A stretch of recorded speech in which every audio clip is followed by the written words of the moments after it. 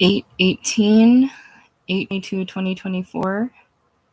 I'm going to read Act 2 of The Iceman Cometh. And we'll see if I can't get through 30 pages in like an hour and a half. Let's see. Yeah. So let's give it a try. Act 2 of The Iceman Cometh by Eugene O'Neill. Scene: the back room only. The black curtain dividing it from the bar is the right wall of the scene. It is getting on toward midnight of the same day. The back room has been prepared for a festivity. At center front, 4 of the circular tables are pushed together to form one long table with an uneven line of chairs behind it, and chairs at each end. This improvised banquet table is covered with old tablecloths, borrowed from a neighboring beanery, and is laid with glasses, plates, and cutlery before each of the 17 chairs. Bottles of bar whiskey are placed at intervals within reach of any sitter. An old upright piano and stool have been moved in and stand against the wall at the left front. At right front is a table without chairs. The other tables and chairs that had been in the room have been moved out, leaving a clear floor space at rear for dancing. The floor has been swept clean of sawdust and scrubbed. Even the walls show evidence of having been washed, though the result is only to heighten their splotchy, leprous look. The electric light brackets are adorned with festoons of red ribbon. In the middle of the separate table at right front is a birthday cake with 6 candles. Several packages tied with ribbon are also on the table. There are 2 necktie boxes, 2 cigar boxes, a fifth containing a half-dozen handkerchiefs. The 6th is a square jeweler's watch box. As the curtain rises, Cora, Chuck, Hugo, Larry, Margie, Pearl, and Rocky are discovered. Chuck, Rocky, and the 3 girls have dressed up for the occasion. Cora is arranging a bouquet of flowers in a vase, the vase being a big schooner glass from the bar on top of the piano. Chuck sits in a chair at the foot left of the banquet table. He has turned it so he can watch her.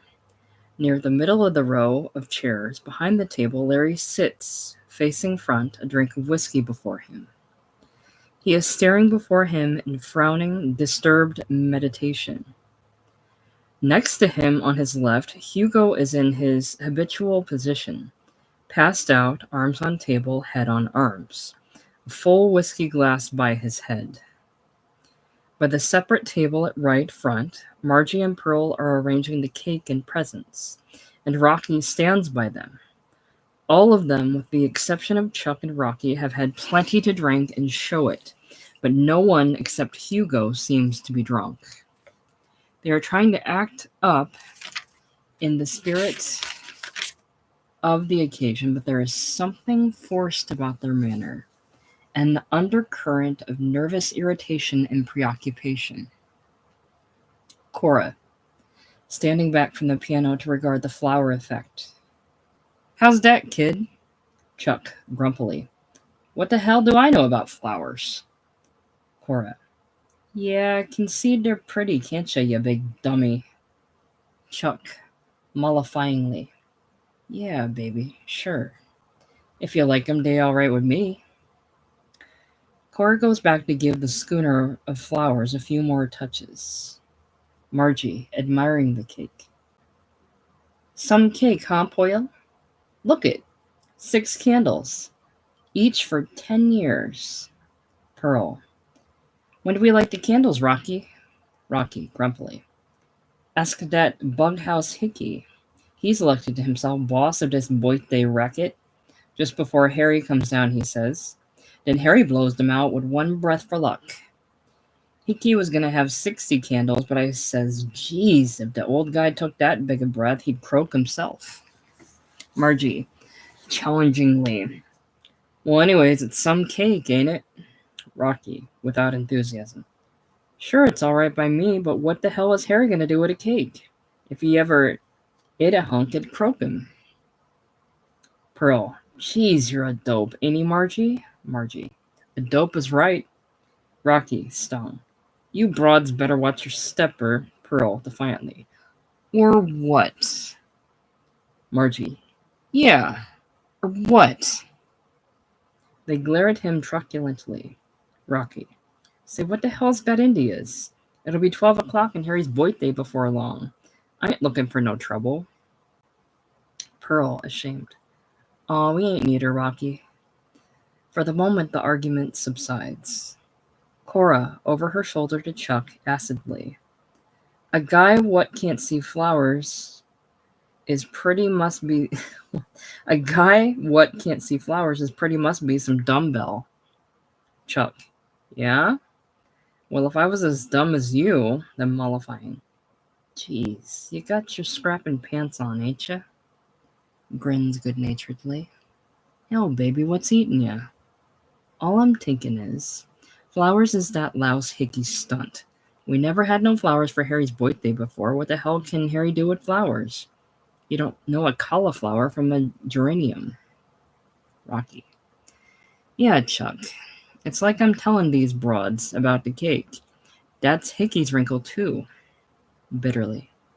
Geez, ever since he woke up, you can't hold him. He's taken on the party like it was his birthday. Margie. Well, he's paying for everything, ain't he? Rocky. Aw, I don't mind the birthday stuff so much. What gets my goat is the way he's trying to run the whole dump and everyone in it. He's butting in all over the place, telling everybody where they get off. Only he don't really tell ya. He just keeps hinting around. Pearl. Yeah, he was hinting to me and Margie. Margie. Yeah, the lousy drummer. Rocky. He just gives you an earful of that line of bull about you got to be honest with yourself and not kid yourself and have the guts to be what you are. I got sore. I told him that's all right for the bums in his stump. I hope he makes them wake up. I'm sick of listening to them hop themselves up. But it don't go with me, see? I don't kid myself with no pipe dream. Pearl and Margie exchange a derisive look. He catches it and his eyes narrow. What are you grinning at? Pearl, her face hard, scornfully. Nuttin'. Margie. Nuttin'. Rocky. It better be nuttin'. Don't let Hickey put no ideas in your nuts if you want to stay healthy. Then angrily. I wish the louse never showed up. I hope he don't come back from the delicatessen. He's getting everyone nuts. He's riding someone every minute. He's got Harry and Jimmy tomorrow run ragged, and the rest he's hiding in their rooms so they won't have to listen to him. They're all acting cagey with the booze, too, like they was scared if they get too drunk, they might spill their guts or something. And everybody's getting a prize grouch on. Cora. Yeah, he's been hitting round to me and Chuck, too.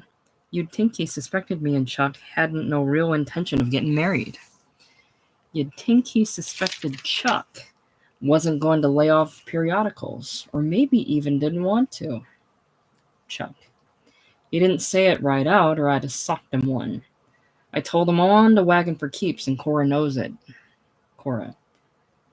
I told him, sure, I know it, and Chuck ain't never gonna throw it in my face that I was a tart neater. And if you think we're just kidding ourselves, we'll show you. Chuck, we're gonna show him. Cora, we got it all fixed. We've decided Joyzy is where we want to farm, and we'll get married there too, because you don't need no license. We're gonna get married tomorrow, ain't we, honey? Chuck, you bet, baby. Rocky, disgusted. Christ, Chuck, are you letting that bughouse louse Hickey kid you into?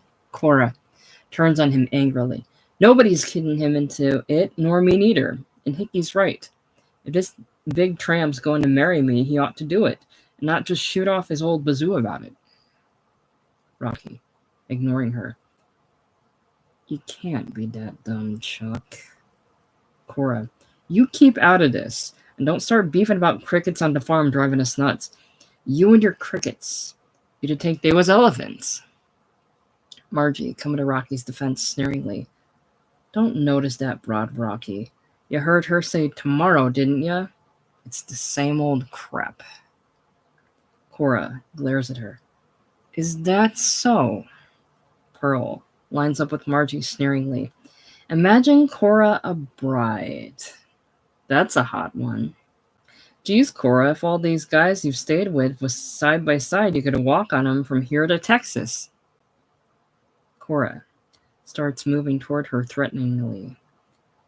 You can't talk to me like that, you fat dago hooker. I may be a tart, but I ain't a cheap old whore like you. Pearl furiously. I'll show you who's a whore. They start to fly at each other, but Chuck and Rocky grab them from behind. Chuck, forcing Cora onto a chair. Sit down and cool off, baby. Rocky, doing the same to Pearl. Nix on the rough stuff, Poyle. Margie, glaring at Cora. Why don't you leave Poyle alone, Rocky? She'll fix that blonde's clock. Or if she don't, I will. Rocky, shut up, you. Disgustedly. Jeez, what dames. Do you want to gum Harry's party? Pearl, a bit shamefaced, sulkily. Who wants to? But nobody can't call me a... Rocky, exasperatedly. Aw, bury it. What are you, a Voyagin? Pearl stares at him, her face growing hard and bitter. So does Margie. Pearl, you mean you think I'm a whore too, huh? Margie, yeah, and me? Rocky, now don't start nuttin'.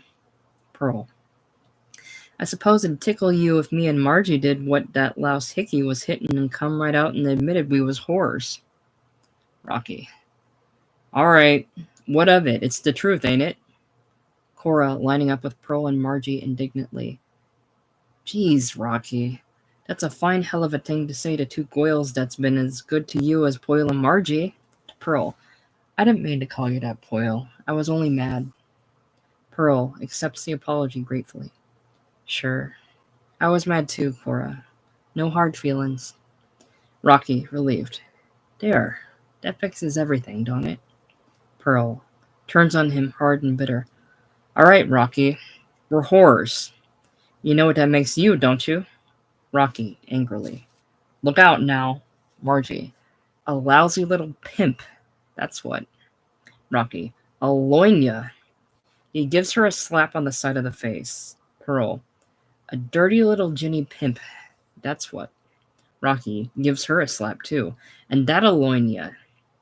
But they only stare at him with hard, sneering eyes.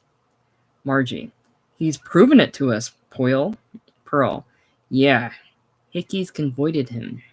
He's give up his pipe dream. Rocky. Furious and at the same time bewildered by their defiance. Lay off me or I'll beat the hell... Chuck growls. Aw, lay off him. Harry's party ain't no time to beat up your stable. Rocky turns to him. Who's stable? Who do you think you're talking to? I ain't never beat him up. What do you think I am? I just give him a... like any guy who would his wife if she got too gabby. Why don't you tell him to lay off me? I don't want no trouble on Harry's birthday party. Margie, a victorious gleam in her eye, tauntingly. All right then, you poor little Ginny. I'll lay off you till the party's over if Poyle will. Pearl, tauntingly. Sure I will. For Harry's sake, not yours, you little wop.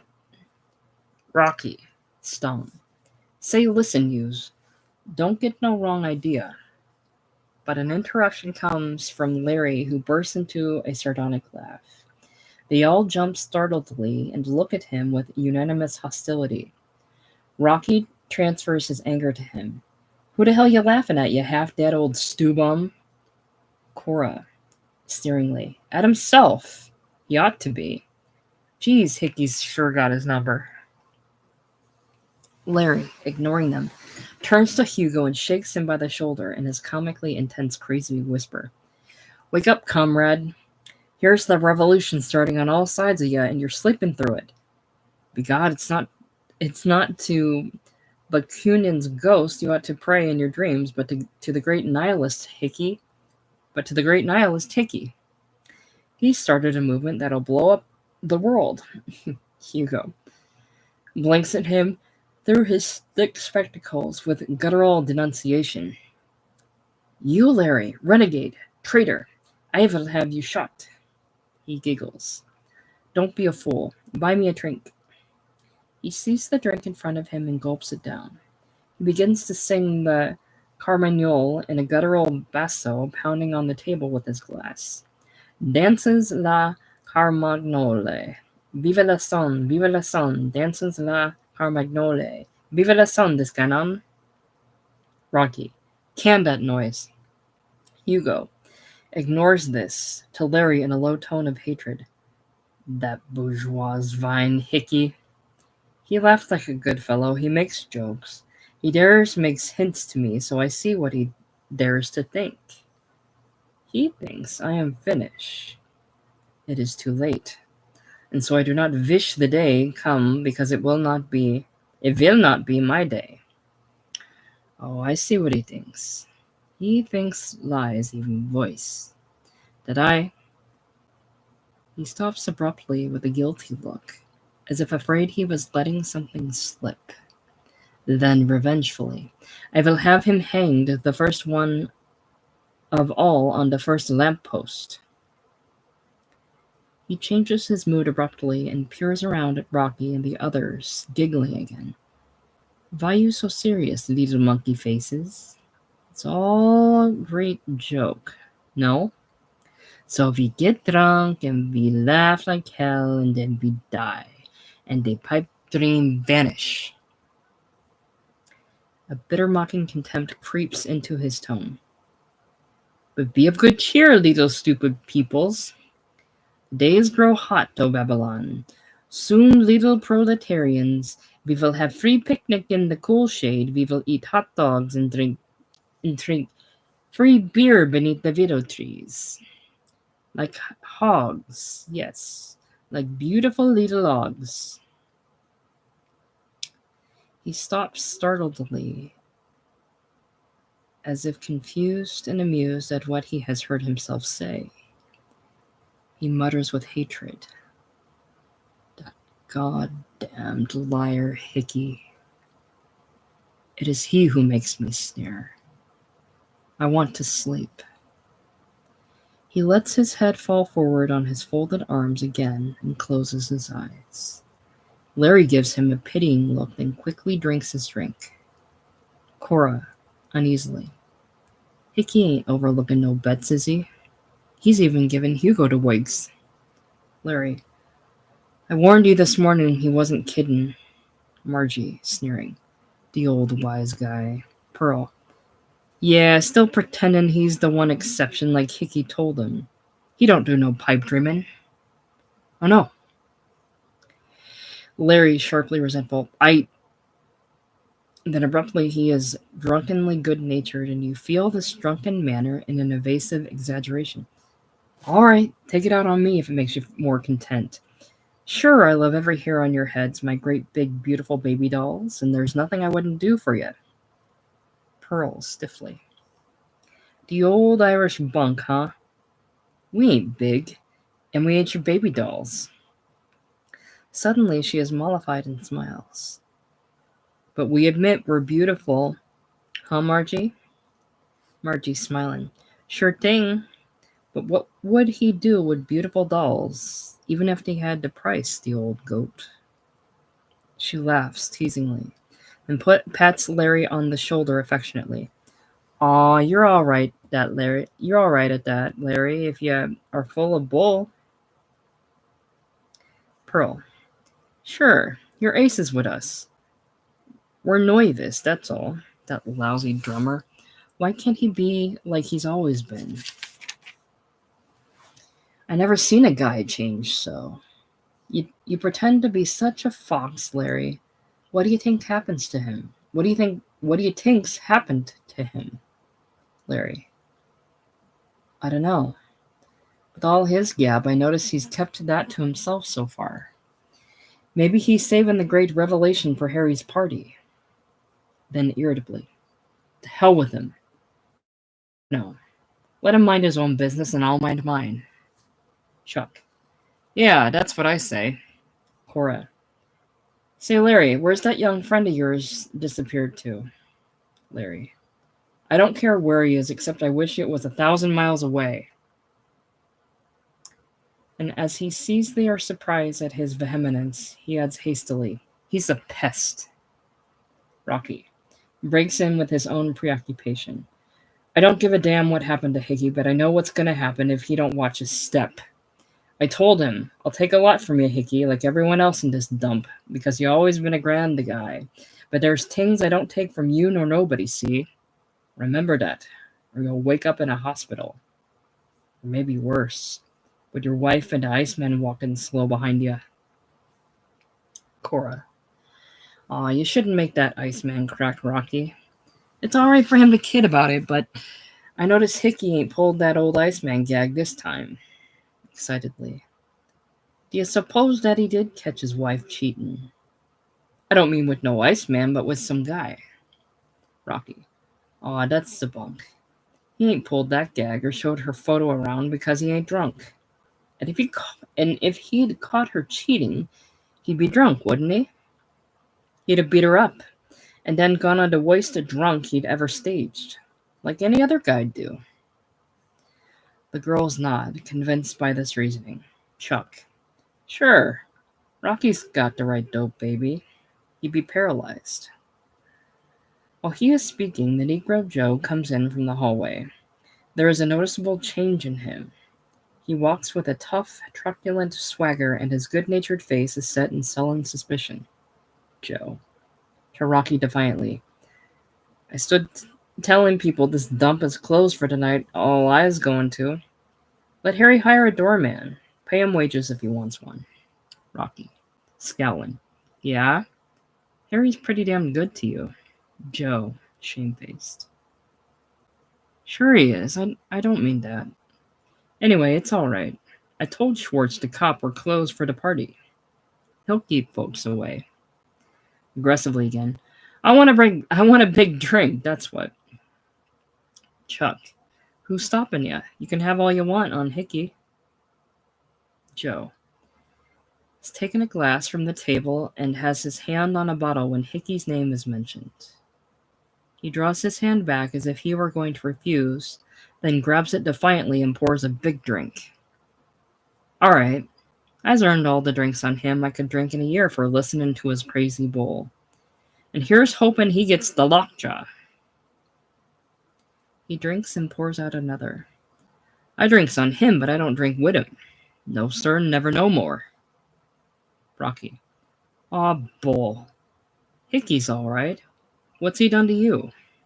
Joe, sullenly. That's my business. I ain't buttoning in yours, is I? Bitterly. Sure you think he's all right. He's a white man, ain't he? His tone becomes aggressive. Listen to me, you white boys. Don't you get it in your heads I's pretending to be what I ain't, or that I ain't proud to be what I is, get me? Or you and me is gonna have trouble. He picks up his drink and walks left as far away from them as he can get and slumps down on the piano stool. Margie, in a low, angry tone. What a knave. Just because we act nice to him, he gets a swelled nut. If that ain't a see all over. Chuck. Talking fight talk, huh? I'll moiter him. He takes a threatening step toward Joe, who is staring before him guiltily now. Joe speaks up shamefacedly.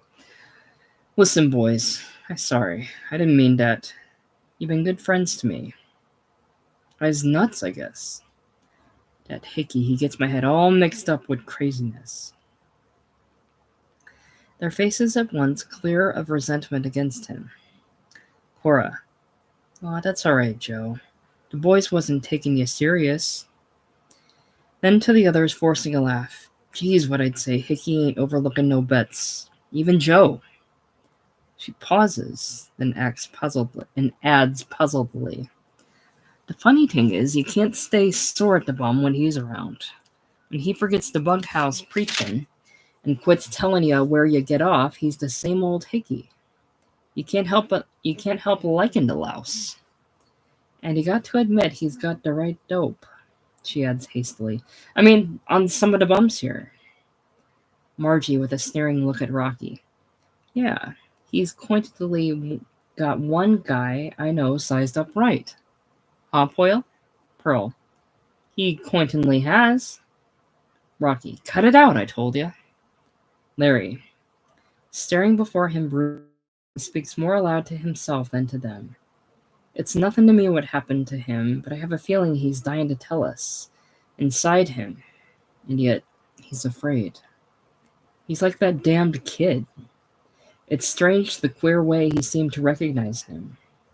If he's afraid, it explains why he's off booze. Like that damned kid again. Afraid if he got drunk, he'd tell. While he is speaking, Hickey comes in the doorway at rear. He looks the same as in the previous act, except that now his face beams with the excited expectation of a boy going to a party. His arms are piled with packages. Hickey booms in imitation of a familiar Polo Grounds bleacherite cry with a rising volume. Well, well, well. They all jump startledly. He comes forward, grinning. Here I am in the nick of time. Give me a hand with these bundles, somebody. March and Pearl start taking them from his arms and putting them on the table. Now that he is present, all their attitudes show the reaction Cora has expressed. They can't help liking him and forgiving him. Margie. Geez, Hickey, you scared me out of your year's growth sneaking in like that. Hickey. Sneaking?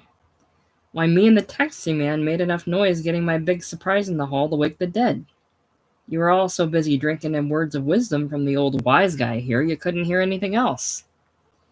He grins at Larry. From what I heard, Larry, you're not so good when you start playing Sherlock Holmes. You've got me all wrong. I'm not afraid of anything now. Not even myself. You better stick to the part of Old Cemetery, the Barker for the big sleep, that is, if you can still let yourself get away with it. He chuckles and gives Larry a friendly slap on the back.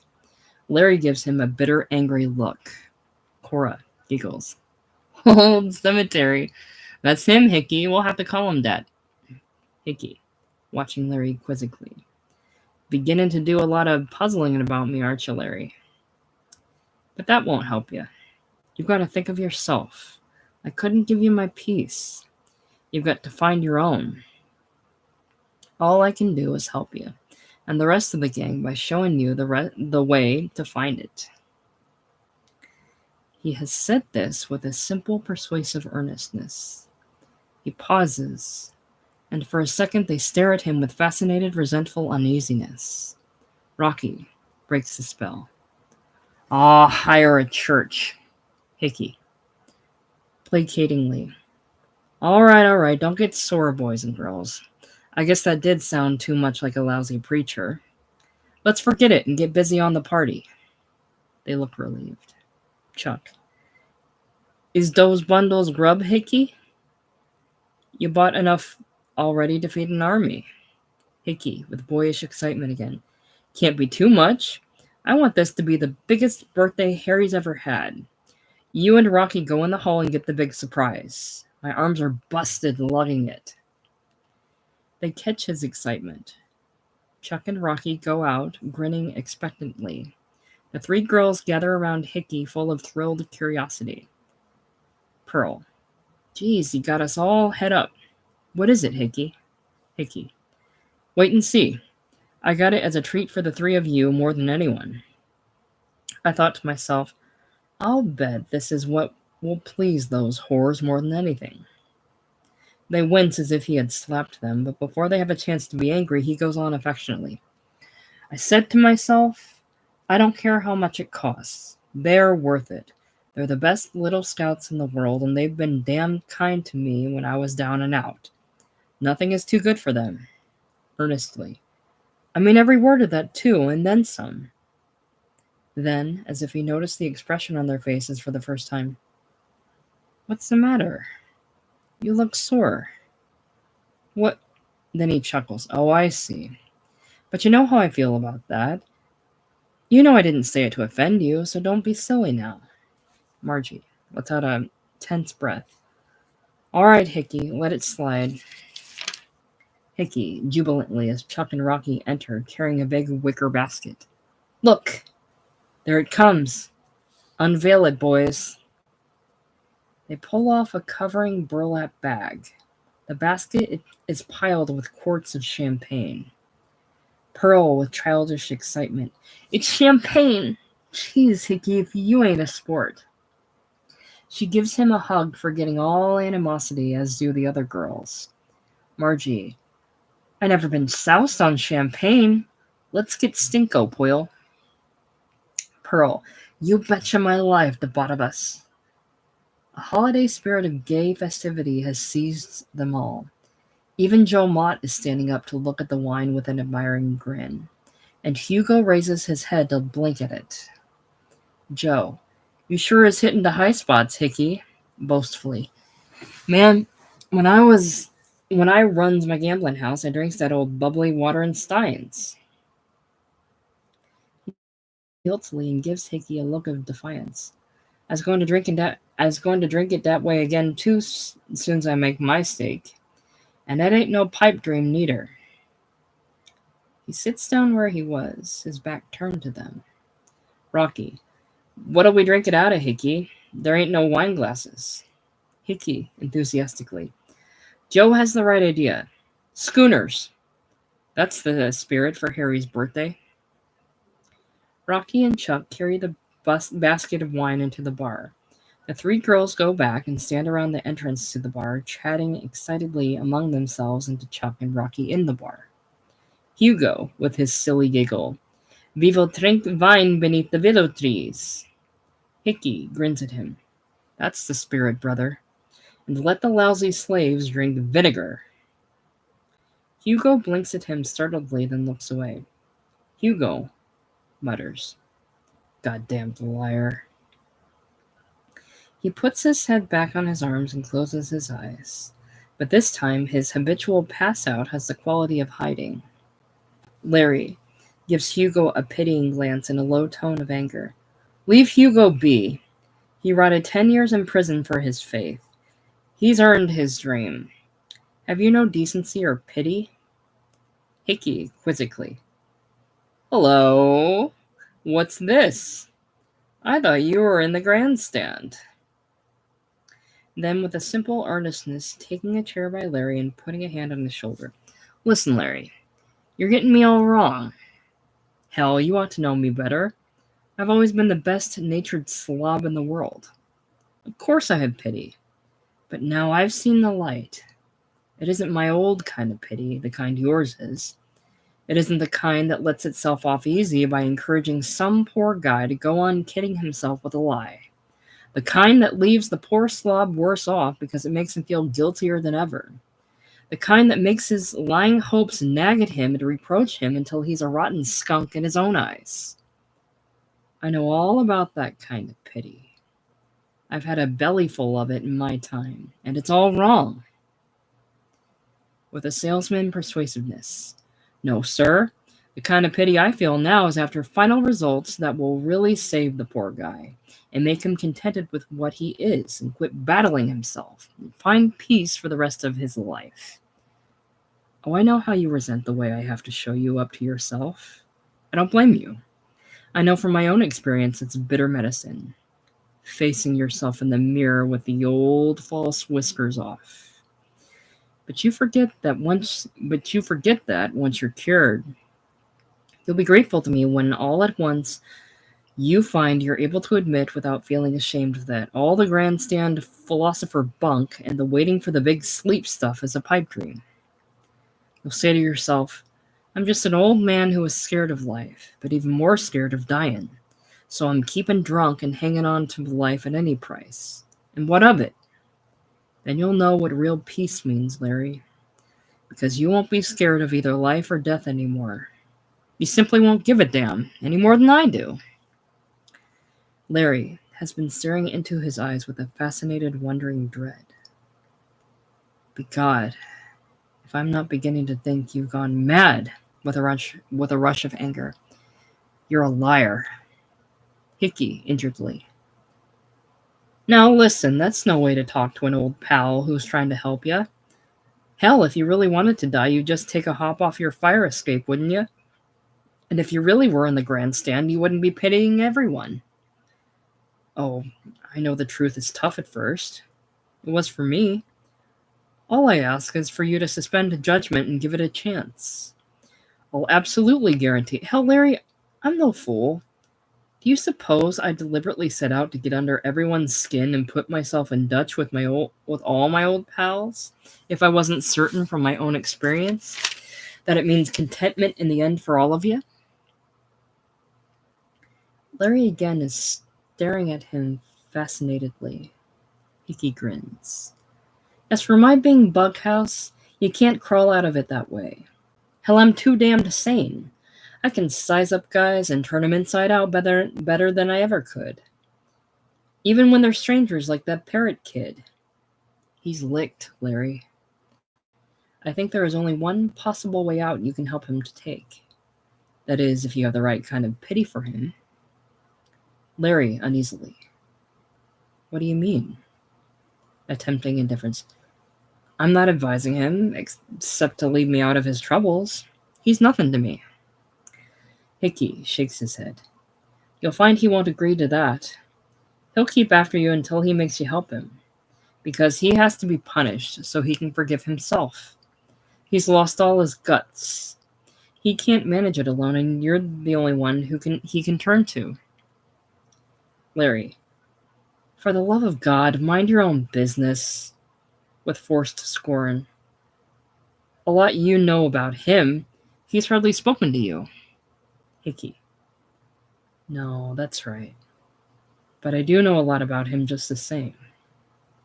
I've had hell inside me. I can spot it in frowning. Maybe that's what gives me the feeling there's something familiar about him. Something between us.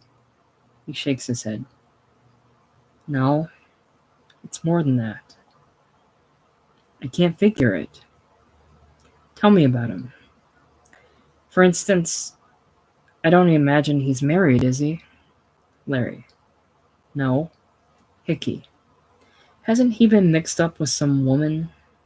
I don't mean trollops. I mean the old real love stuff that crucifies you.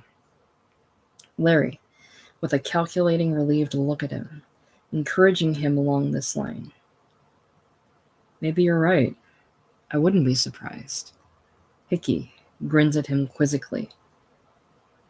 I see.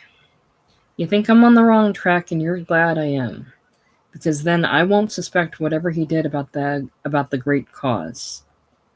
That's another lie you tell yourself, Larry, that the good old cause means nothing to you anymore.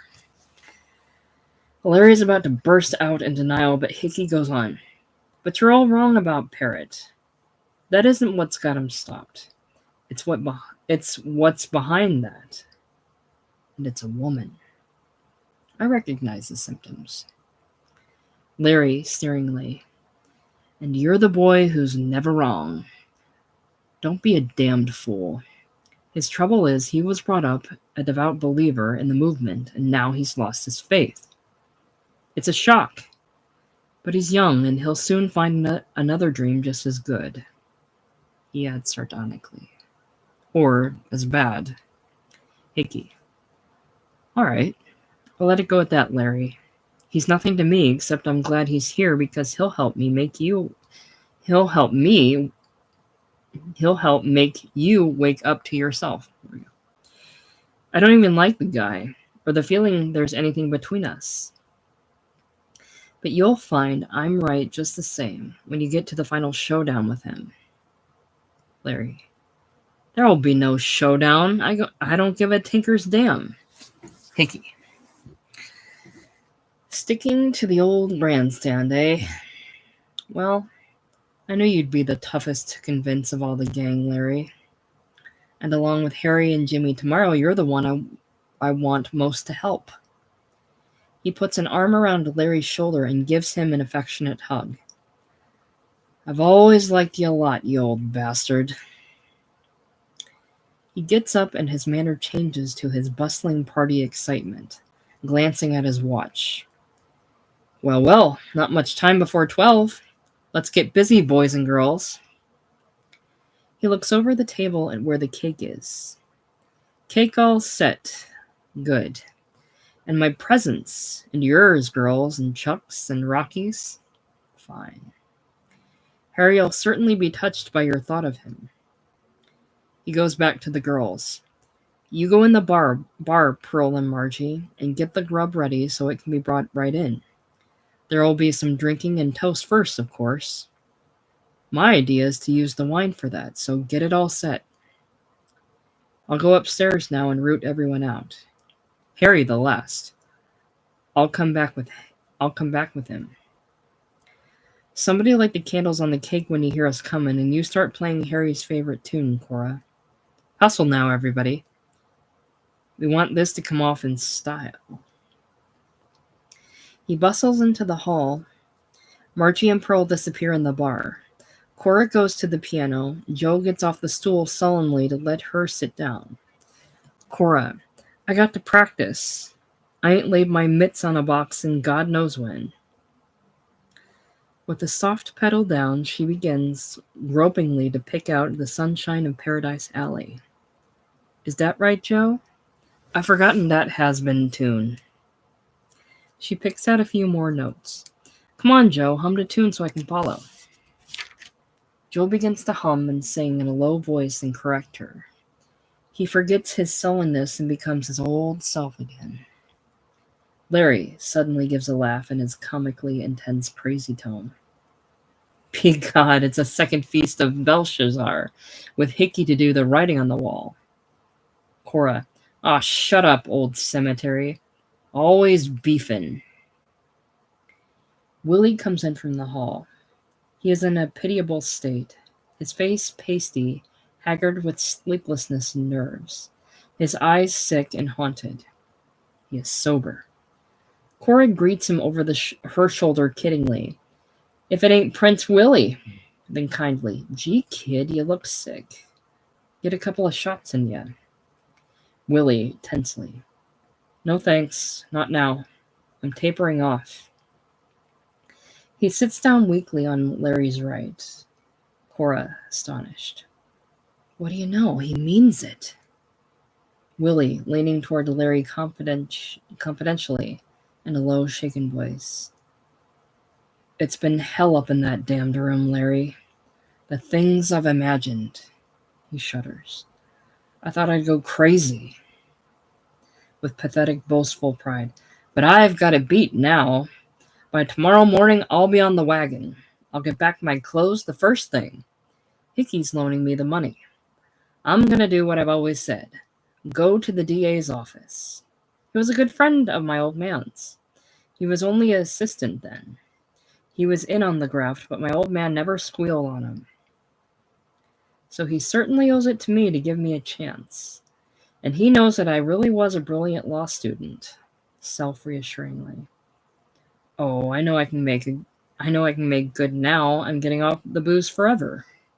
Moved. I owe a lot to Hickey. He's made me wake up to myself. See what a fool. It wasn't nice to face, but with bitter resentment. It isn't what he says. It's what you feel behind. What he hints. Christ, you'd think all I really wanted to do with my life was sit here and stay drunk. With hatred. I'll show him. Larry, masking pity behind a sardonic tone. If you want my advice, you'll put the nearest bottle to your mouth until you don't give a damn for Hickey. Willie stares at a bottle greedily, tempted for a moment, then bitterly. That's fine advice. I thought you were my friend. He gets up with a hurt glance at Larry and moves away to take a chair in back of the left end of the table, where he sits in dejected, shaking misery, his chin on his chest. Joe, to Cora. No, like this. He beats time with his finger and sings in a low tone. She is the sunshine of Paradise Alley. She plays. That's more like it. Try it again. She begins to play through the chorus again. Don Parrott enters from the hall. There is a frightened look on his face. He slinks in furtively as if he were escaping from someone. He looks relieved when he sees Larry and comes and slips into the chair on his right. Larry pretends not to notice his coming, but he instinctively shrinks with repulsion. Parrott leans toward him and speaks ingratiatingly in a low, secretive tone. Parrott. Gee, I'm glad you're here, Larry. That damned fool Hickey knocked on my door. I opened up because I thought it must be you, and he came busting in and made me come downstairs. I don't know what for. I don't belong in this birthday celebration. I don't know this gang, and I don't want to be mixed up with them. All I came here for was to find you. Larry, tensely. I've warned you. Parrott goes on as if he hadn't heard. Can't you make Hickey mind his own business? I don't like that guy, Larry. The way he acts, you'd think he had something on me. Why, just now he pats me on the shoulder like he was sympathizing with me and says, I know how it is, son, but you can't hide from yourself, not even here on the bottom of the sea. You've got to face the truth and then do what must be done, for your own peace and the happiness of all concerned. What did he mean by that, Larry? Larry. How the hell would I know? Parrott. Then he grins and says, Never mind. Larry's getting wise to himself. I think you can rely on his help in the end. He'll have to choose between living and dying, and he'll never choose to die while there is breath left in the old bastard. And then he laughs like it was a joke on you. He pauses. Larry is rigid and on his chair, staring before him. Parrott asks him with a sudden taunt in his voice. Well, what do you say to that, Larry? Larry, I've got nothing to say, except you're a bigger fool than he is to listen to him. Parrott with a sneer. Is that so? He's no fool where you're concerned. He's got your number all right.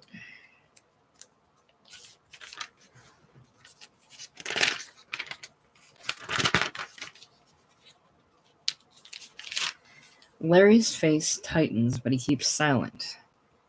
Parrott changes to a contrite, appealing air. I don't mean that. But you keep acting as if you were sore at me, and that gets my goat. You know what I want most is to be friends with you, Larry. I haven't a single friend left in the world. I hoped you, bitterly, and you could be too without it hurting you. You ought to, for Mother's sake. She really loved you. You loved her too, didn't you? Larry, tensely. Leave what's dead in its grave. Parrott. I suppose. Because I was only a kid, you didn't think I was wise about you and her. Well, I was. I've been wise ever since I can remember to all the guys she's had. Although she'd try to kid me along, it wasn't so. That was a silly stunt for a free anarchist woman, wasn't it? Being ashamed of being free. Larry, shut up, shut your damned trap. Parrott, guiltily, but with a strange undertone of satisfaction. Yes, I know I shouldn't say that now. I keep forgetting she isn't free anymore. He pauses. Do you know, Larry, you're the one of them all she cared most about. Anyone else who left the movement would have been dead to her. But she couldn't forget you. She'd always make excuses for you. I used to try and get her goat about you. I'd say, Larry's got brains, and yet he thinks the movement is just a crazy pipe dream. She'd blame it on booze getting you. She'd kid herself that you'd give up booze and come back to the movement tomorrow. She'd say, Larry can't kill in himself a faith he's given his life to, not without killing himself. He grinned sneeringly. How about it, Larry? Was she right? Larry remains silent. He goes on insistently. I suppose what she really meant was, come back to her. She was always getting the movement mixed up with herself. But I'm sure she really must have loved you, Larry.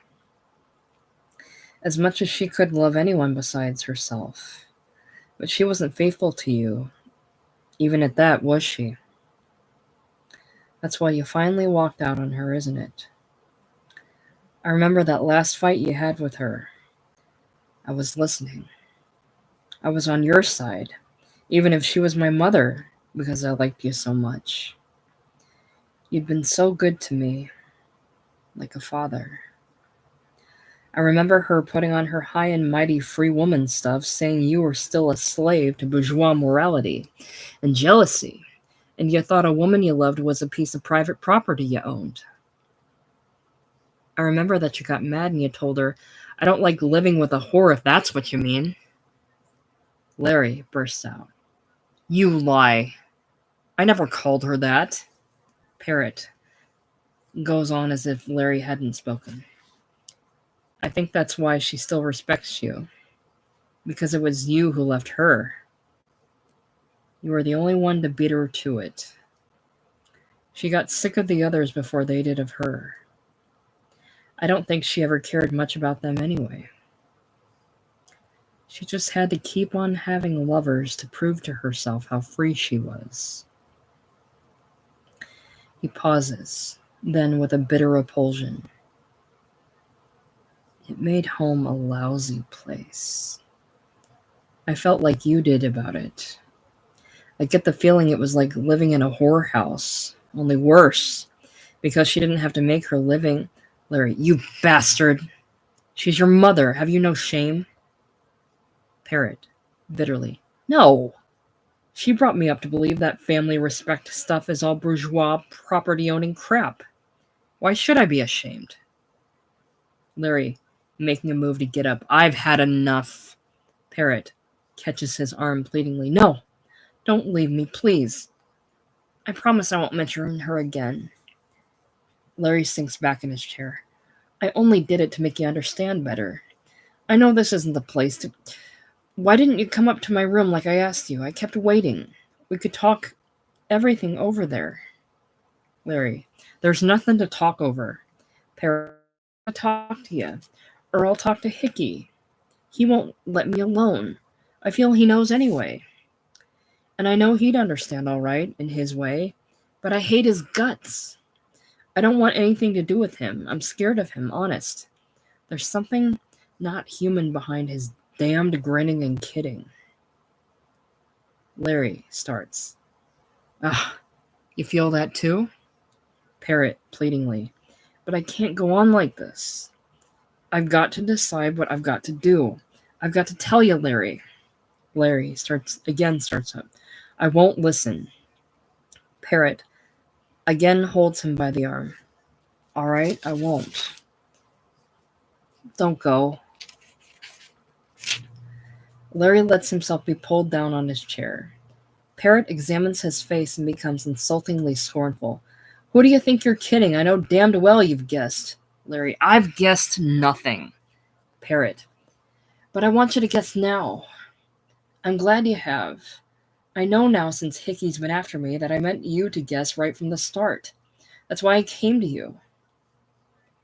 Hurrying on with an attempt at a plausible, frank air that makes what he says seem doubly false. I want you to understand the reason. You see, I began studying American history. I got admiring Washington and Jefferson and Jackson and Lincoln. I began to feel patriotic and love this country. I saw it was the best government in the world, where everybody was equal and had a chance. I saw that all the ideas behind the movement came from a lot of Russians like Bakunin and Kropotkin and were meant for Europe, but we didn't need them here in a democracy where we were free already.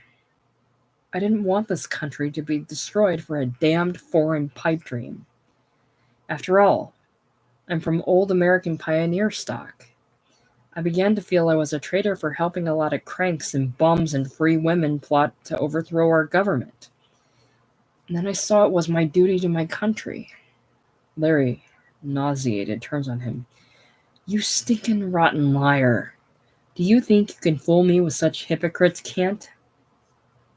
Then turning away. I don't give a damn what you did. It's on your head, whatever it was. I don't want to know, and I won't know. Parrot. As if Larry had never spoken falteringly. But I never thought Mother would be caught.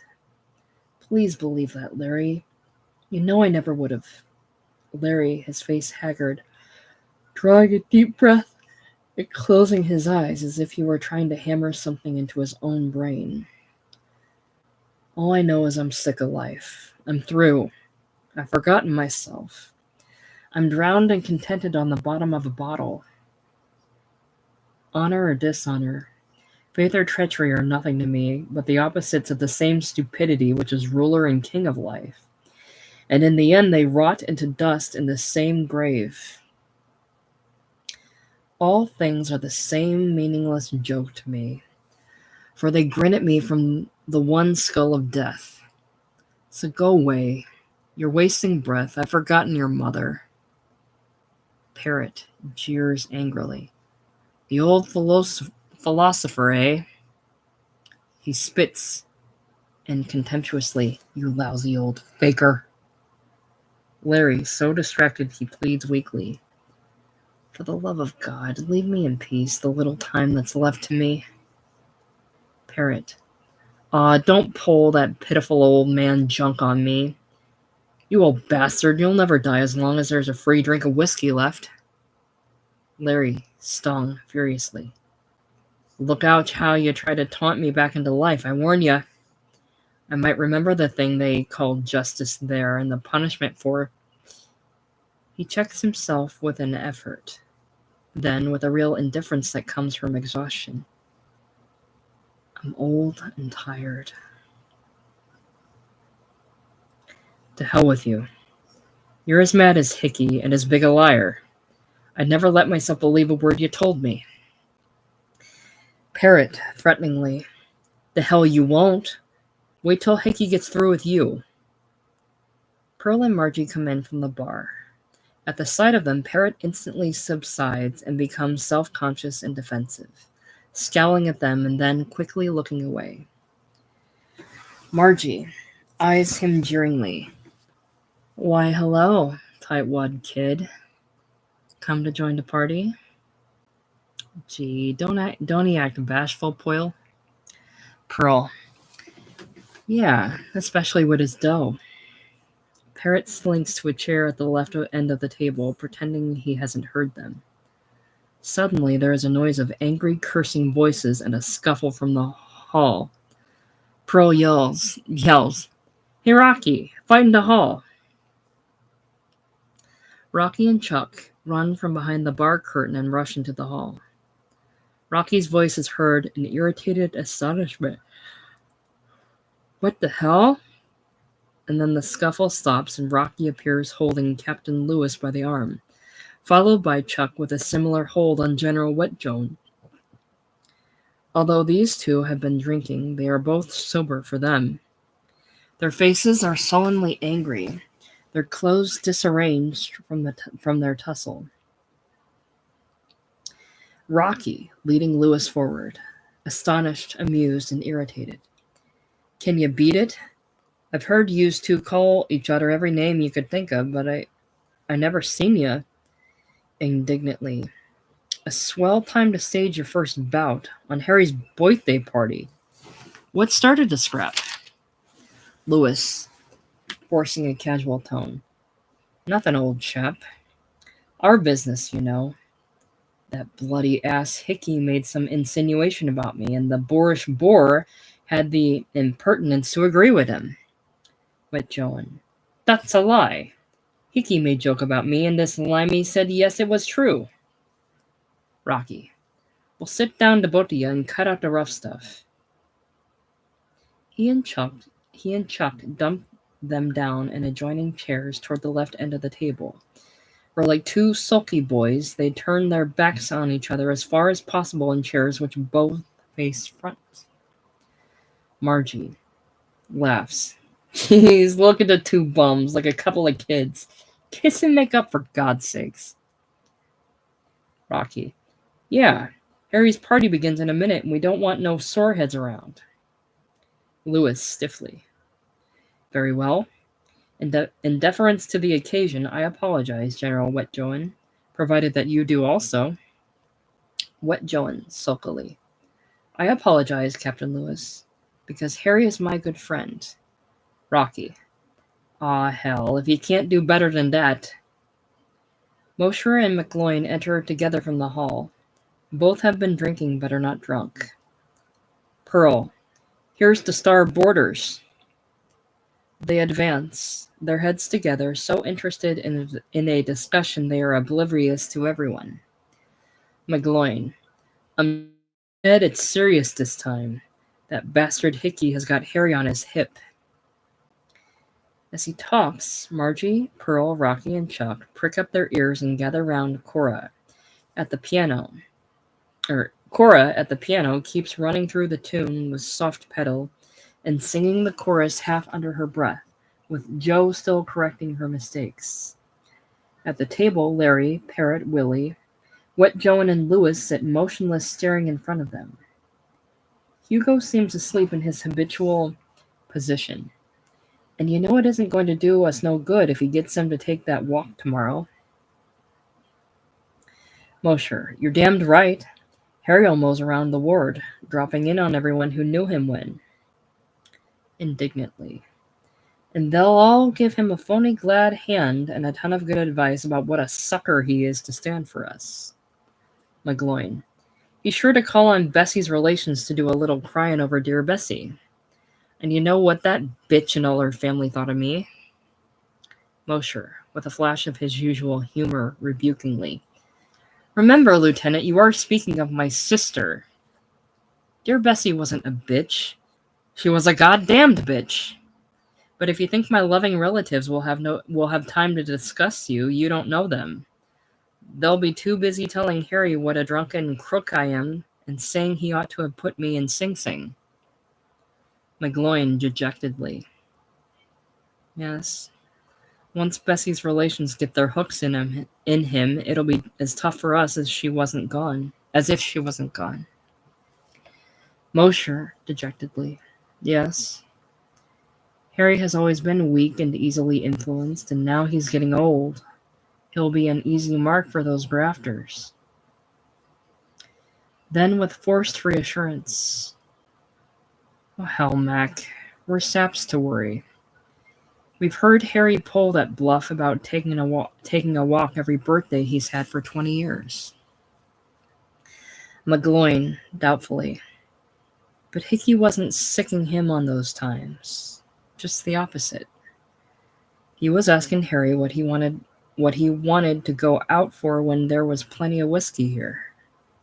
Mosher, with a change to forced carelessness. Well, after all, I don't care whether he goes out or not. I'm clearing out tomorrow morning anyways. I'm just sorry for you, Mac.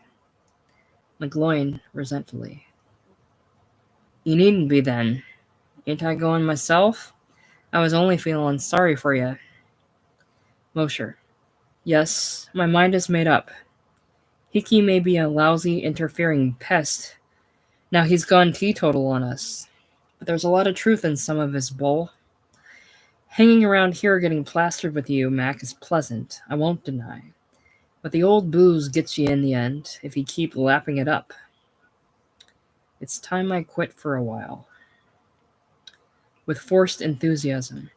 Besides, I feel the call of the old carefree circus life in my blood again. I'll see the boss tomorrow. It's late in the season, but he'll be glad to take me on. And won't all the old gang be tickled to death when I show up on the lot? McGloin. Maybe, if they've got a rope handy. Mosher turns on him angrily. Listen! I'm damned sick of that kidding. McGloin. You are you? Well, I'm sicker of your kidding me about getting reinstated on the force. And whatever you'd like, I can't spend my life sitting here with you, ruining my stomach with rotgut. I'm tapering off, and in the morning I'll be fresh as a daisy. I'll go and have a private chin with a commissioner with forced enthusiasm.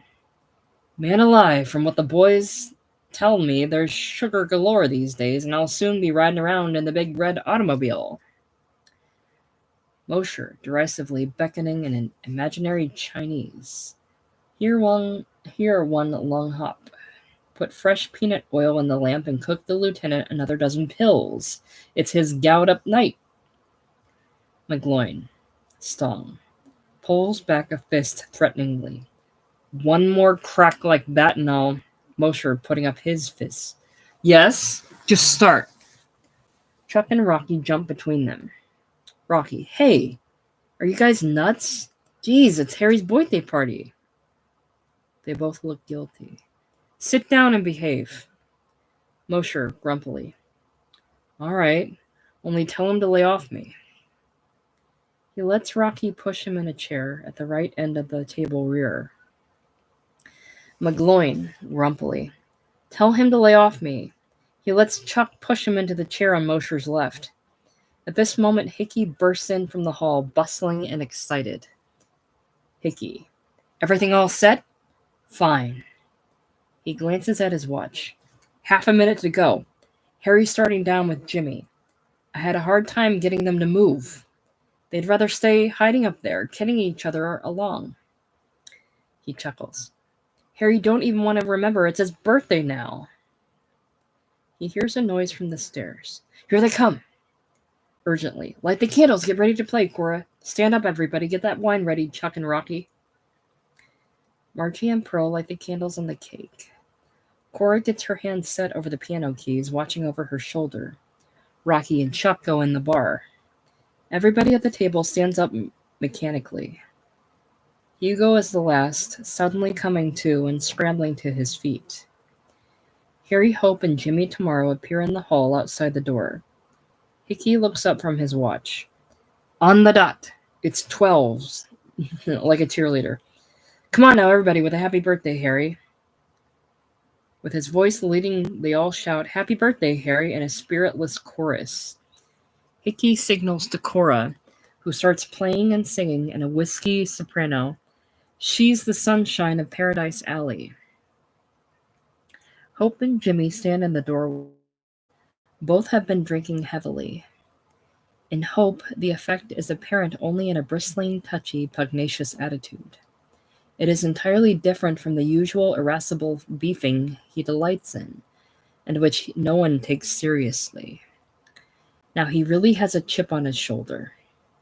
Jimmy, on the other hand, is plainly drunk, but it has not had the desired effect, for beneath a pathetic assumption of gentlemanly poise, he is obviously frightened and shrinking back within himself. Hickey grabs Hope's hand and pumps it up and down. For a moment, Hope appears unconscious of this handshake. Then he jerks his hand away angrily. Hope. Cut out the glad hand, Hickey. Do you think I'm a sucker? I know you, bejeez, you sneaking, lying drummer. With rising anger to the others, and all you bums! What the hell you trying to do, yelling and raising the roof? Want the cops to close the joint and get my license taken away? He yells at Cora, who has stopped singing but continues to play mechanically with many mistakes. Hey, you dumb tart, quit banging that box. But geez, the least you could do is learn the tune. Cora stops, deeply hurt. Oh, Harry, geez, ain't I? Her eyes begin to fill. Hope, glaring at the other girls, and you two hookers, screaming at the top of your lungs. What do you think this is, a dollar cat house? But geez, that's where you belong. Pearl, miserably. Oh, Harry. She begins to cry. Margie. Geez, Harry, I never thought you'd say that, like you meant it. She puts her arm around Pearl, on the verge of tears herself. But don't bawl, Poyle. He don't mean it. Hickey, reproachfully. Now, Harry, don't take it out on the gang because you're upset about yourself. Anyway, I promise you'll come through all right, haven't I? So quit worrying. He slaps Hope on the back encouragingly. Hope flashes him a glance of hate. Be yourself, Governor. You don't want to ball out the old gang just when they're congratulating you on your birthday, do you?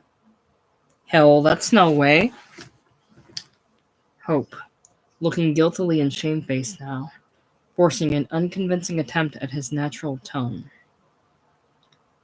But geez, they ain't as dumb as you. They know I was only kidding them. They know I appreciate their congratulations, don't you fellers? There was a listless chorus of, sure, Harry. Yeah, of course we do, etc. He comes forward to the two girls, with Jimmy and Hickey following him, and pets them clumsily. But geez, I like you broads. You know I was only kidding. Instantly they forgive him and smile affectionately. Margie. Sure we know, Harry. Pearl. Sure. Hickey. Grinning. Sure. Harry's the greatest kidder in this dump, and that's saying something. Look how he's kidded himself for 20 years.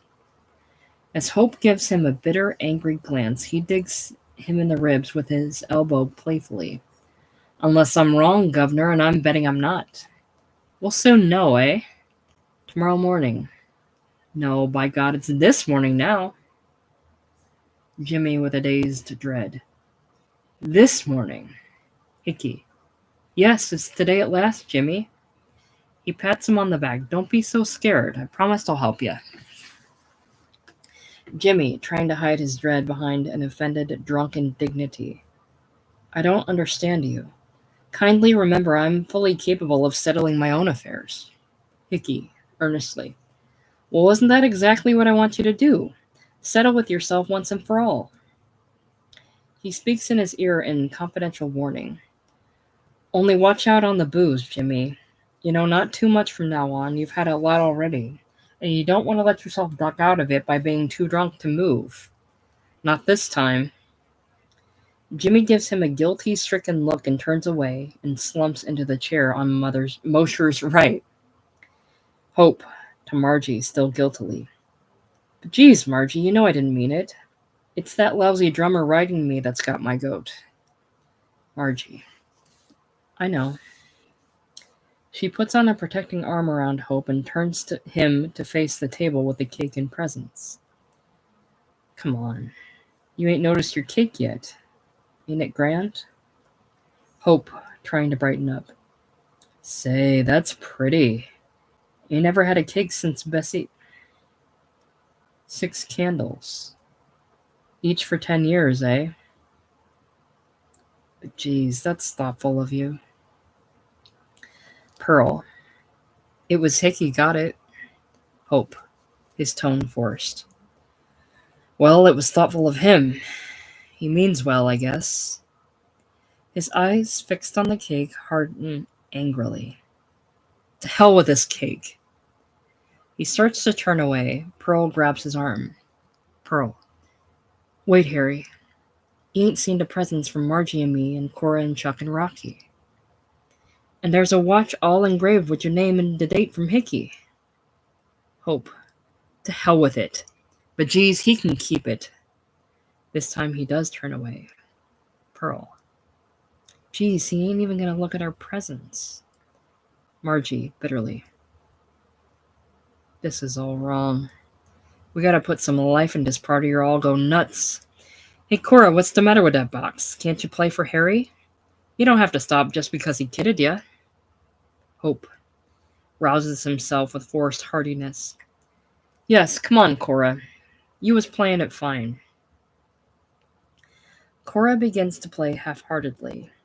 Hope suddenly becomes almost tearfully sentimental. It was Bessie's favorite tune. She was always singing it. It brings her back. I wish... He chokes up. Hickey grins at him amusedly. Yes, we've all heard you tell us you thought the world of her, Governor. Hope looks at him with frightened suspicion. Well, so I did, bejeez. Everyone knows I did, threateningly. Bejeez, if you say I didn't. Hickey, soothingly. Now, Governor, I didn't say anything. You're the only one knows the truth about that. Hope stares at him confusedly. Cora continues to play. For a moment, there is a pause broken by Jimmy Tomorrow, who speaks muzzy, self-pitying melancholy out of a sentimental dream. Jimmy. Marjorie's favorite song was Lac Le Monde. She was beautiful, and she played the piano beautifully, and she had a beautiful voice. With gentle sorrow. You were lucky, Harry. Bessie died. But there are more bitter sorrows, losing the woman one loves by the hand of death. Hickey, with an amused wink at Hope. Now listen, Jimmy, you needn't go on. We've all heard that story about how you came back to Cape Town and find her in the hay with a staff officer. We know you like to believe that was what started you on the booze and ruined your life. Jimmy stammers. I'm talking to Harry. Will you kindly keep out of with a pitiful defense? My life is not ruined. Hickey, ignoring this with a kidding grin. But I'll bet when you admit the truth to yourself, you'll confess you were pretty sick of her hating you for getting drunk. I'll bet you were really damned relieved when she gave you such a good excuse. Jimmy stares at him stricken. Hickey pats him on the back again with sincere sympathy. I know how it is, Jimmy. He stops abruptly, and for a second he seems to lose his self-assurance and become confused. Larry, seizing on this with vindictive relish. Ha! So that's what happened to you, is it? Your Iceman joke finally came home to roost, didn't it? He grins tauntingly. You should have remembered there's truth in the old superstition that you'd better look out what you call, because in the end it comes to you. Hickey, himself again, grins to Larry kiddingly. Is that a fact, Larry? Well, then you'd better watch out how you keep calling for that old big sleep. Larry starts and for a second looks superstitiously frightened. Abruptly, Hickey changes to his jovial, bustling, master of ceremonies manner. But what are we waiting for, boys and girls? Let's start the party rolling. He shouts to the bar. Hey, Chuck and Rocky, bring on the big surprise. Governor, you sit at the head of the table here. He makes Harry sit down on the chair at the end of the table, right to Margie and Pearl. Come on, girls, sit down. They sit side by side on Jimmy's right. Hickey bustles down to the left end of the table. I'll sit here at the foot. He sits, with Cora on his left and Joe on her left. Rocky and Chuck appear from the bar, each bearing a big tray laden with schooners of champagne, which they start shoving in front of each member of the party. Rocky, with forced cheeriness. Real champagne. Bums. Cheer up. What is this, a funeral? Geez, mixing champagne with Harry's red eye will knock you paralyzed. Ain't you never satisfied? He and Chuck finish serving out the schooners, grab the last two themselves, and sit down in the two vacant chairs remaining near the middle of the table. As they do so, Hickey rises, a schooner in his hand. Hickey, rapping on the table for order when there is nothing but a dead silence. Order, ladies and gents. He catches Larry's eyes on the glass in his hand. Yes, Larry, I'm going to drink with you this time, to prove I'm not teetotal, because I'm afraid booze will make me spill my secrets, as you think. Larry looks sheepish. Hickey chuckles and goes on. No, I gave you the simple truth about that. I don't need booze or anything else anymore. But I want to be sociable and propose a toast in honor of our old friend Harry and drink it with you. His eyes fix on Hugo, who is out again, his head on his plate. to Chuck, who is on Hugo's left. Wake up our demon bomb tosser, Chuck. We don't want corpses at this feast. Chuck gives Hugo a shake. Hey, Hugo, come up for air. Don't you see the champagne? Hugo blinks around and giggles foolishly. Hugo, Beaver, eat birthday cake and drink champagne beneath the willow tree. He grabs his schooner and takes a greedy gulp, then sets it back on the table with a grimace of distaste and a strange, arrogantly disdainful tone as if he were rebuking a butler. This wine is unfit to drink. It has not properly been iced. Hickey, amusedly. Always a high-toned swell at heart, eh, Hugo? God help us, poor bums, if you'd ever get to telling us where to get off. You'd have been drinking our blood beneath those willow trees. He chuckles. Hugo shrinks back in his chair, blinking at him, but Hickey is now looking up the table at Hope. He starts his toast, and as he goes on, he becomes more moved and obviously sincere. Here's the toast, ladies and gents. Here's to Harry Hope, who's been a friend in need to every one of us. Here's to the old governor, the best sport, and the kindest and biggest-hearted guy in the world. Here's wishing you all the luck there is, Harry, and long life and happiness. Come on, everybody. To Harry. They have all caught his sincerity with eager relief. They raise their schooners with an enthusiastic chorus of, Here's how, Harry. Here's luck, Harry. And gulp half the wine down. Hickey leading them in this. Hope, deeply moved, his voice husky. But geez, thanks all of you. But geez, Hickey, you old son of a bitch. That's white of you. But geez, I know you meant it too. Hickey, moved. Of course I meant it, Harry, old friend. And I mean it when I say I hope today will be the biggest day in your life, and in the lives of everyone here. The beginning of a new life of peace and contentment where no pipe dreams can ever nag at you again. Here's to that, Harry. He drains the remainder of his drink, but this time he drinks alone. In an instant, the attitude of everybody has reverted to uneasy, suspicious defensiveness. Rocky growls. Aw, forget that bughouse line of bull for a minute, can't ya? Hickey, sitting down good-naturedly.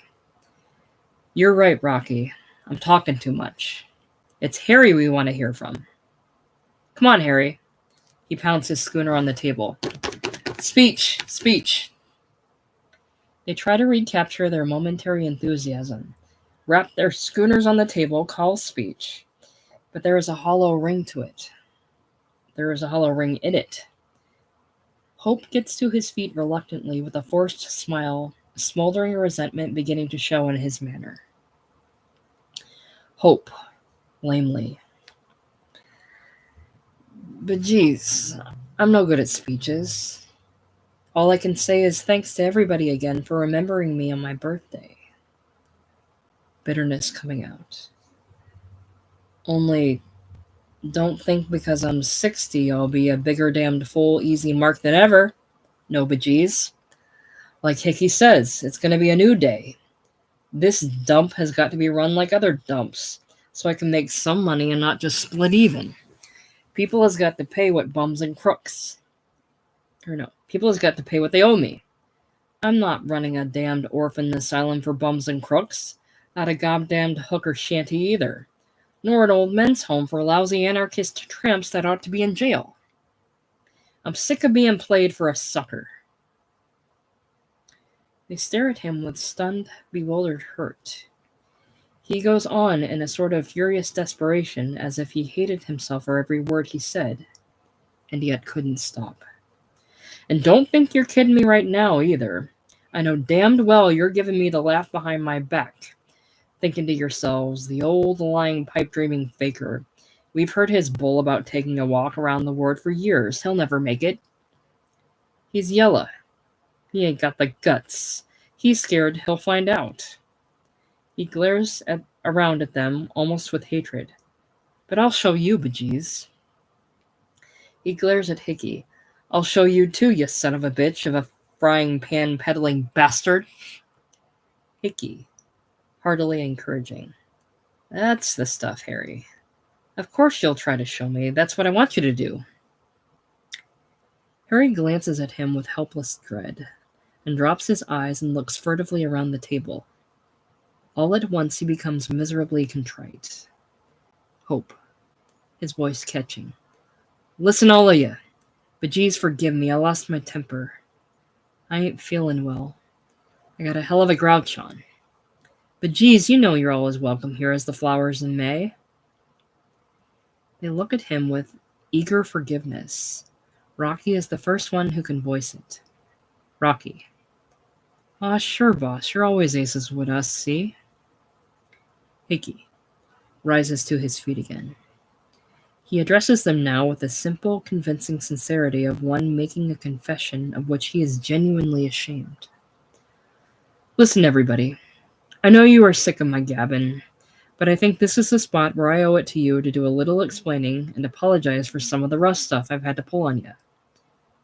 I know how it must look to you, as if I was a damned busybody who was not only interfering in your private business, but even sicking some of you on to nag at each other.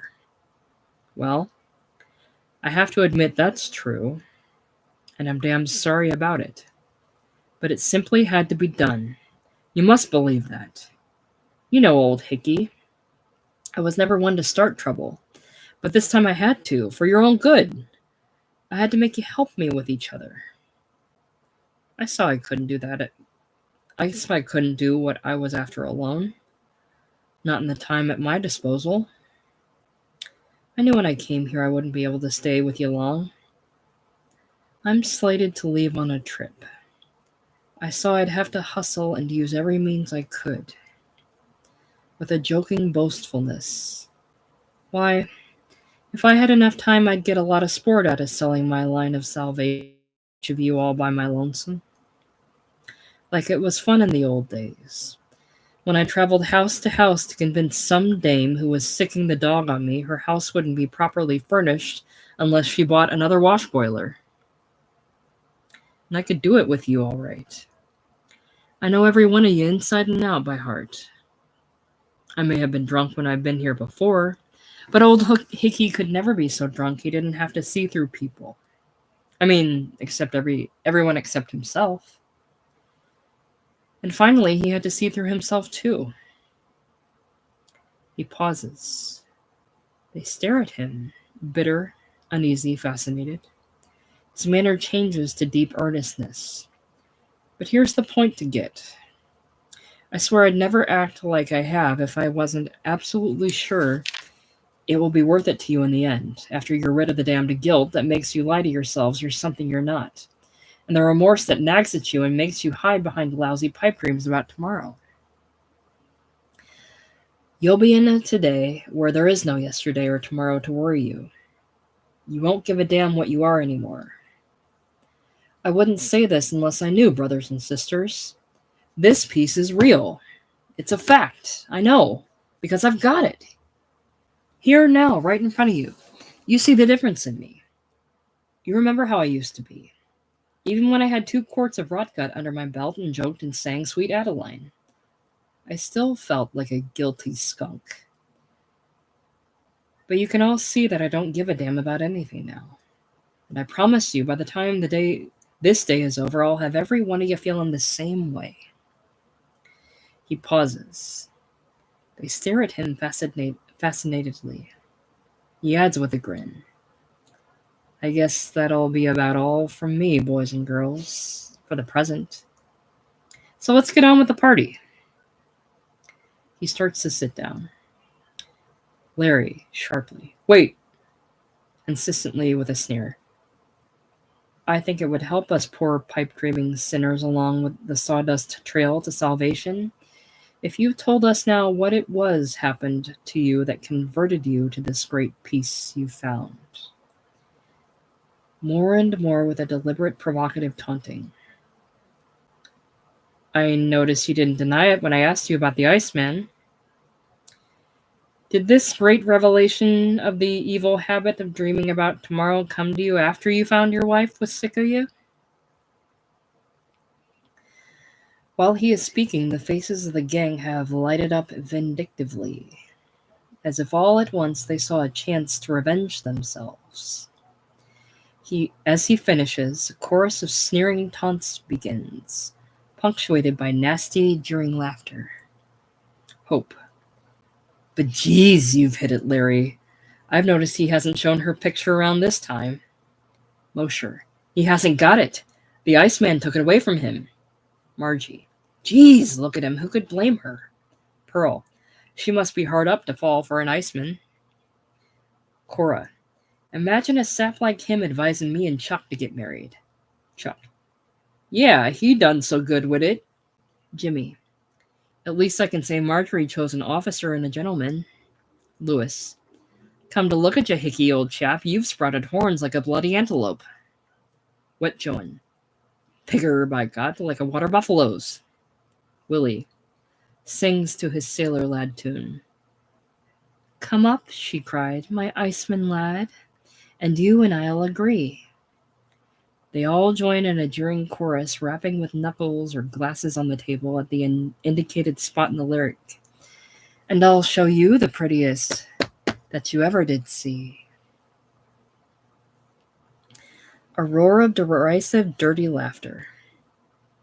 But Hickey has remained unmoved by all this taunting. He grins good-naturedly as if he enjoyed the joke at his expense and joins in the laughter. Hickey. Well, boys and girls, I'm glad to see you getting in good spirits for Harry's party, even if the joke is on me. I admit I asked for it by always pulling that Iceman gag in the old days. So laugh all you like. He pauses. They do not laugh now. They are again staring at him with baffled uneasiness. He goes on thoughtfully. Well, this forces my hand, I guess. You're bringing up the subject of Evelyn. I didn't want to tell you yet. It's hardly an appropriate time. I meant to wait until the party was over, but you're getting the wrong idea about poor Evelyn, and I've got to stop that. He pauses again. There is a tense stillness in the room. He bows his head a little and says quietly, I'm sorry to tell you my dearly beloved wife is dead. A gasp comes from the stunned company. They look away from him, shocked and miserably ashamed of themselves, except Larry, who continues to stare at him. Larry, aloud to himself with a superstitious shrinking. Begod, I felt he'd brought the touch of death on him. Then suddenly he is even more ashamed of himself than the others and stammers, Forgive me, Hickey, I'd like to cut my dirty tongue out. This releases a chorus of shamefaced mumbles from the crowd. Sorry, Hickey. I'm sorry, Hickey. Sorry, Hickey. Hickey, looking around at them in a kindly, reassuring tone. Now look here, everybody. You mustn't let this be a wet blanket on Harry's party. You're still getting me all wrong. There's no reason. You see, I don't feel any grief. They gaze at him startledly. He goes on with convincing sincerity. I've got to feel glad for her sake. Because she's at peace. She's rid of me at last. Hell, I don't have to tell you. You all know what I was like. You can imagine what she went through. Married to a no-good cheater and drunk like I was. And there was no way out of it for her. Because she loved me. But now she is at peace like she always longed to be. So why should I feel sad? She wouldn't want me to feel sad. Why, all that Evelyn ever wanted out of life was to make me happy. He stops, looking around at them with a simple, gentle frankness. They stare at him in bewildered, incredulous confusion. Curtain.